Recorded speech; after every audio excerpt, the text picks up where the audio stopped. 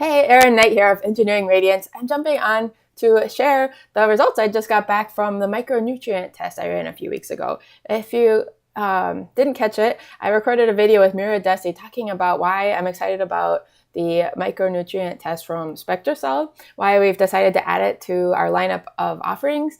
And we recorded that just as I was taking the kit in to get my blood drawn and mail the sample. And so I had no idea if I was going to have any deficiencies or what was going to show up, because frankly, I do my best. I eat pretty well and take a multivitamin and supplements and things like that. So I'm pretty proactive, and yet I came back with some interesting results. So I want to share that with you just to kind of show you that even if you are doing, quote, all the right things and you think you're doing your best, you can uncover some more opportunities. And maybe even like me, I found some areas where I can probably cut back and stop taking certain supplements. I don't really need them anymore, so I'm going to be able to actually do less. So that's kind of cool.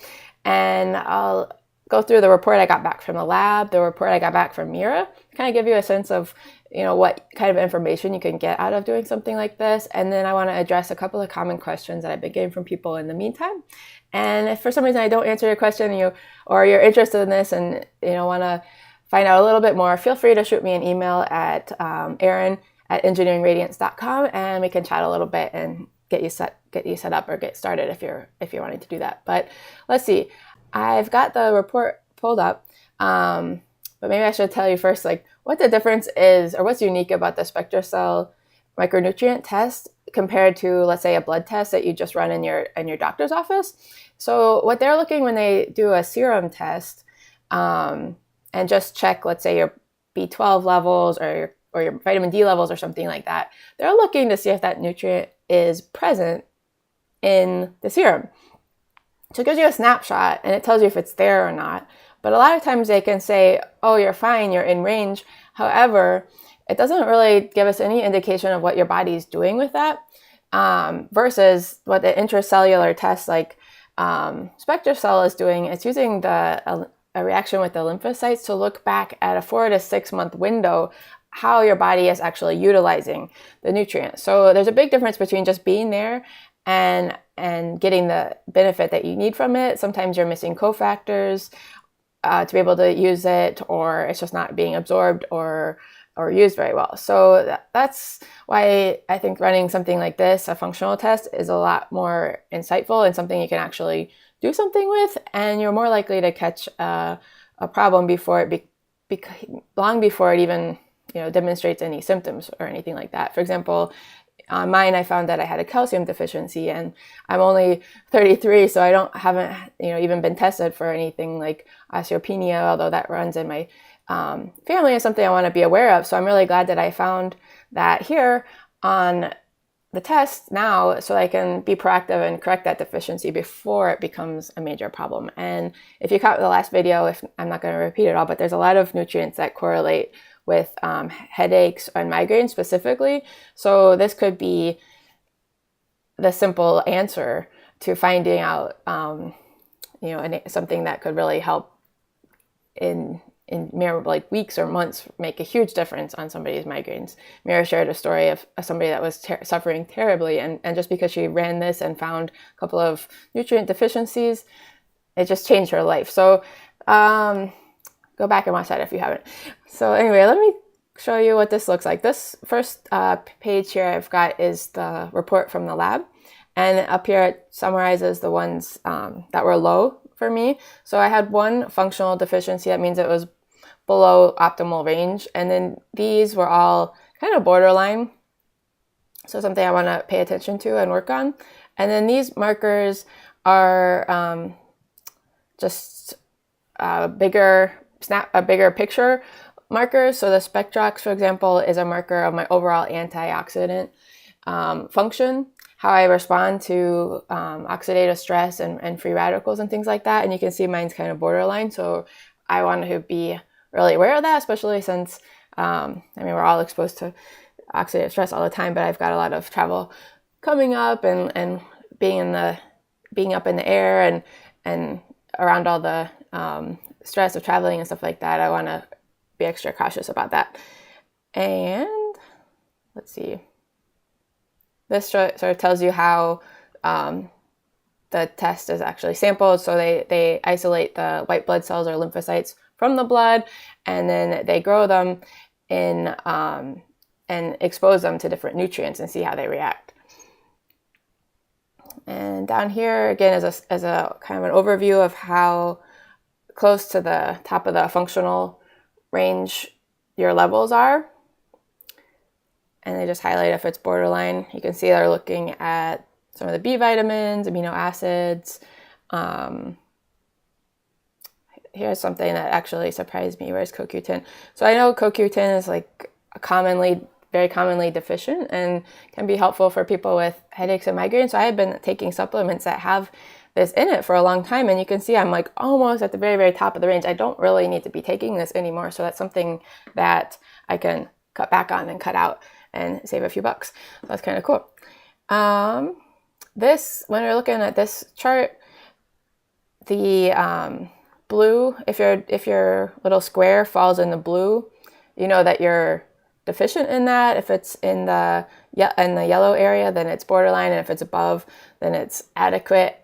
That's simple enough to understand. But what I also thought was kind of interesting about this one is the little hash marks show how the population, like 4,000 people that have taken this, are distributed. And it doesn't mean that's good or bad. It's just kind of interesting.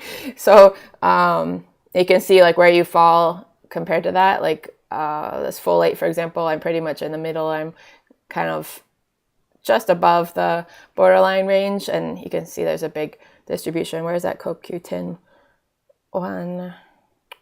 Oh yeah, here you can see CoQ10, like the distribution kind of, people range from deficient. There's a big chunk of that into the normal range, but mine's like way at the top, so you can kind of see that.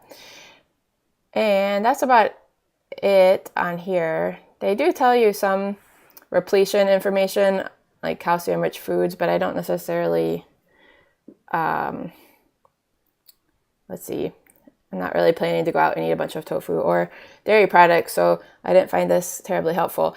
However, Mira's report you're going to love. So Mira Desi, if you haven't heard her, go back and watch the other video I did with her, because she is the one who introduced me to this test. She is contracting with a lot of doctors' offices who just find that because of her massive experience running this test and analyzing the patterns and the working with people to replete and seeing what really works, her reports are fantastic. And she wrote up one for me so I could show it to you.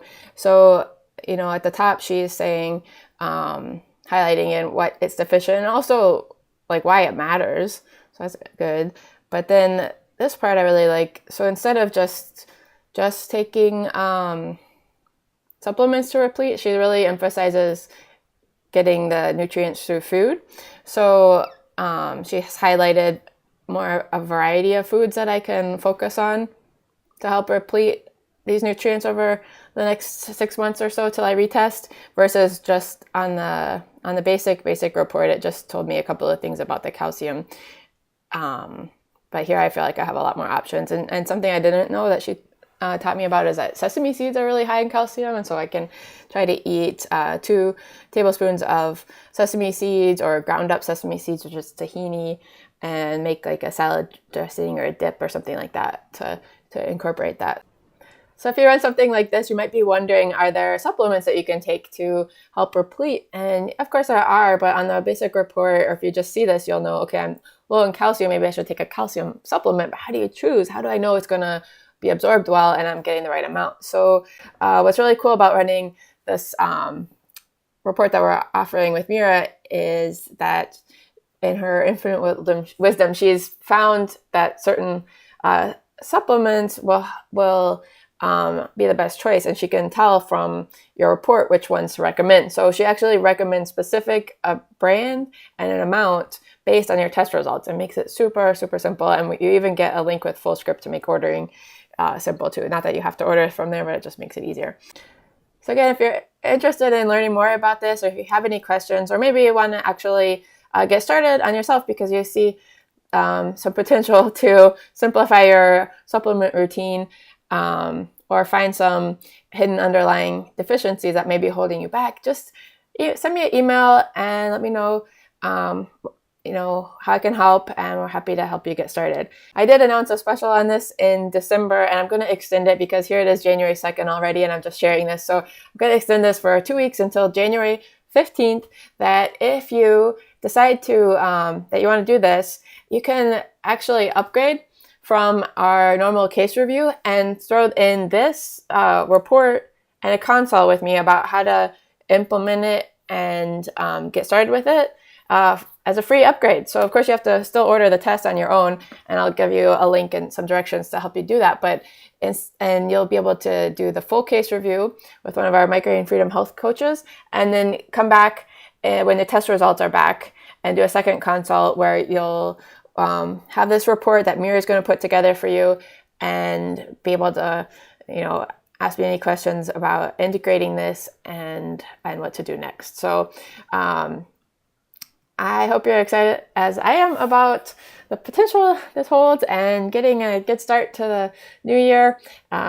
Looking forward to chatting with you and hearing what questions you have and helping you get started.